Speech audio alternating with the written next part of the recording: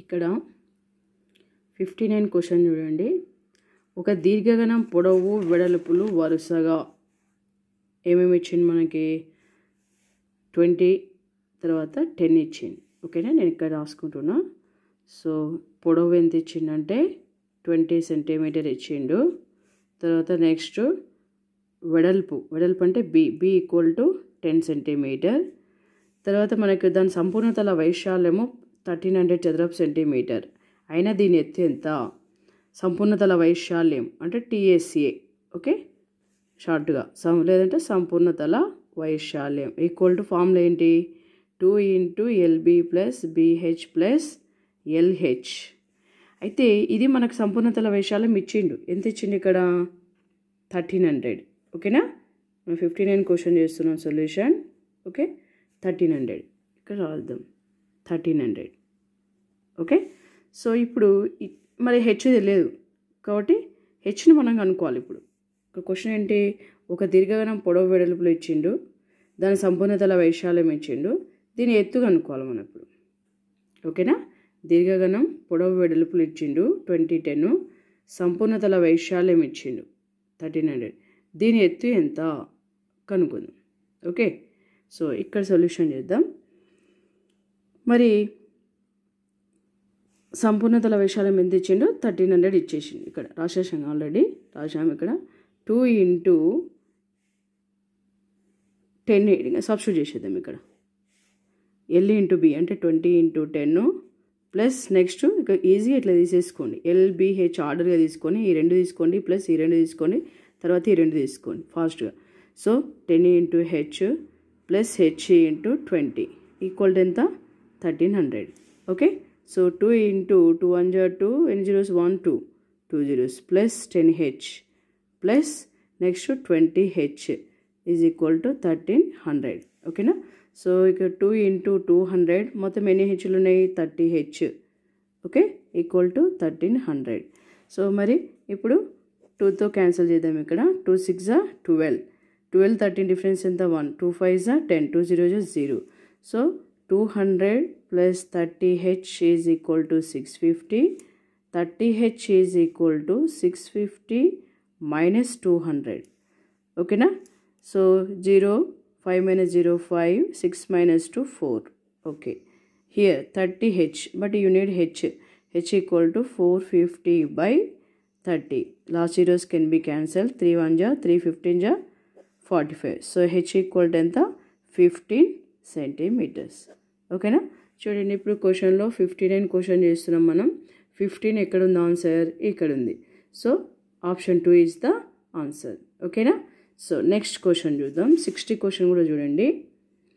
ఒక ఘనంలో ఉంచదగిన ఒక తిన్నని పెద్ద కడ్డీ పొడవు 6 మీటర్స్. అంటే ఒక ఘనంలో మనం ఒక పెద్ద కడ్డీ పొడవును ఏ షేప్లో పెట్టగలం? డయాగోనల్ షేప్లో పెడితే పెద్దగా ఉన్న కడ్డీని పెడతాం. ఇంకా డయాగోనల్ షేప్ తప్ప మిగతా ఏ షేప్లో పెట్టినా దానికంటే పెద్ద కడ్డీని మనం పెట్టలేం. కాబట్టి డయాగోనల్ షేప్లో పెట్టాలి. అంటే ఇండైరెక్ట్గా లెంత్ ఆఫ్ డయాగోనల్ అంటే కర్ణం యొక్క పొడవు, కర్ణం ఏ షేప్లో ఉందో ఆ షేప్లో పెడితేనే మనకు కడ్డీ పొడవును పెట్టగలుగుతాం. ఓకేనా, రైట్. సో ఇప్పుడు ఇక్కడ మరి ఒక నిమిషం. ఇప్పుడు కడ్డీ మళ్ళీ ఇది పెద్ద కడ్డీ పొడవు అంటే ఇది దేనికి ఈక్వల్? కర్ణం పొడవుకి ఈక్వల్ అవుతుంది. ఓకేనా, సరే. ఇక్కడ మళ్ళీ ఘనం ప్రక్కతల వైశాల్యానికి రంగు వేయుటకు చదరపు మీటర్కి 15 రూపాయల చొప్పున అగు మొత్తం ఖర్చు ఎంత? ఘనం యొక్క ప్రక్కతల వైశాల్యం ఇక్కడ క్లియర్గా ఇచ్చిండు. ఘనం యొక్క ప్రక్కతల వైశాల్యానికి అంటే మన ఘనం ప్రక్కతల వైశాల్యం ఫార్ములా తీసుకొని ప్రక్కతల వైశాల్యం కనుక్కోవాలి. తర్వాత వచ్చిన తర్వాత ఏం చేయాలి? ఇంటూ 15 చేస్తే మనకు అమౌంట్ వచ్చేస్తుంది. ఓకేనా, సో ఇప్పుడు మనకి ఇచ్చింది ఏంటి? పెద్ద కడ్డీ పొడవు, తర్వాత ప్రక్కతల వైశాల్యం షేప్లో ఉన్నదానికి మనం ఏం చేయాలి? రంగు వేయాలి. ఓకేనా, సరే. ఫస్ట్ పెద్ద కడ్డీ పొడవు కర్ణం యొక్క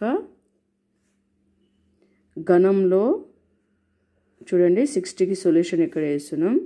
ఘనంలో కర్ణం పొడవు.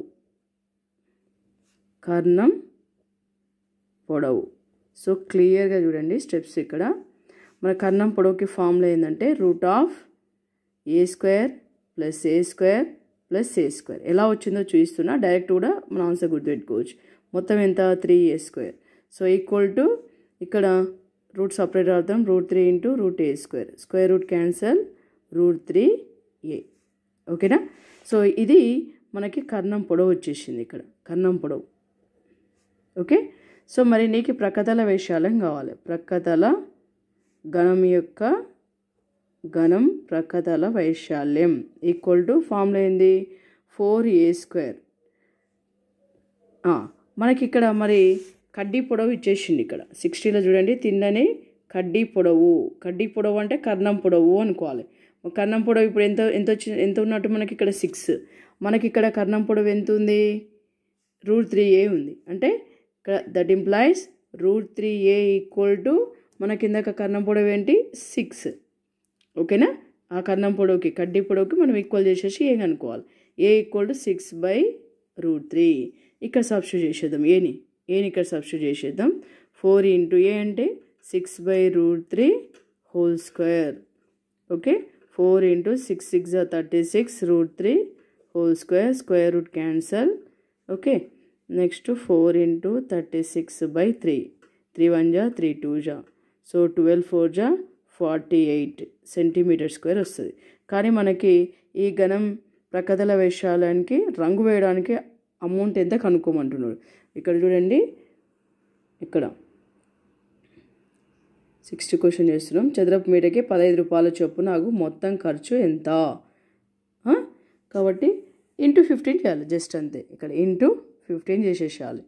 సో ఆగు ఖర్చు మన ఎగ్జామ్లో రాసేటప్పుడు అవన్నీ రాసిన సార్ డైరెక్ట్ ఇక్కడే ఇంటూ 15 చేసేసేయచ్చు. ఓకేనా. మీకు అర్థం కావడానికి రాసా. ఇంటూ చేసేద్దాం. 48 ఇంటూ 15 8 జా 120, 15 4 జా 60, 60 12 ఎంత 2 1 6 7 720 రూపీస్ అవుతాయి. 720 రూపీస్. ఓకేనా. ఇప్పుడు చూడండి 60 క్వశ్చన్ నెంబర్ 60లో 720 ఎక్కడుంది, ఇక్కడ ఉంది. కాబట్టి option A is the answer. Okay. I hope you understood these problems. If you understood these problems, you can share and like and subscribe my channel. Thank you.